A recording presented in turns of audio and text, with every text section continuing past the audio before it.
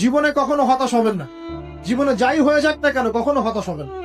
মনে রাখবেন আল্লাহ আপনার রব, আল্লাহ আপনার সাথে আছেন ইনশাআল্লাহ।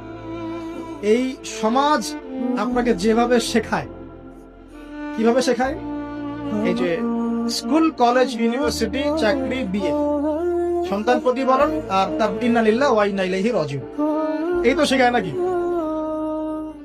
সবসময় মনে রাখবেন যে আল্লাহ রাব্বুল আলামিনের পরিকল্পনাই আপনার উপরে সবচেয়ে বেশি অগ্রাধিকার যোগ্য, সমাজের পরিকল্পনা নয়।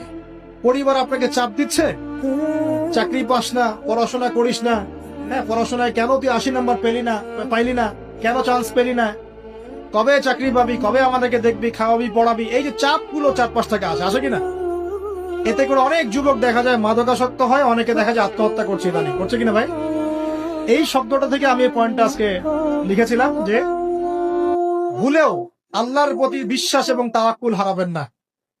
সমাজ যেভাবে শেখায়, সমাজ চারপাশে যে চাপ আপনাকে দিচ্ছে, এই চাপে নিজে গা ভাসিয়ে দিবেন না। আপনি আল্লাহর কাছে দোয়া করবেন, আল্লাহর কাছে পথ চেয়ে নিবেন এবং আল্লাহর প্রতি তাওয়াক্কুল ভরসা করবেন। কখনো আত্মহত্যার পথ বেছে নিবেন।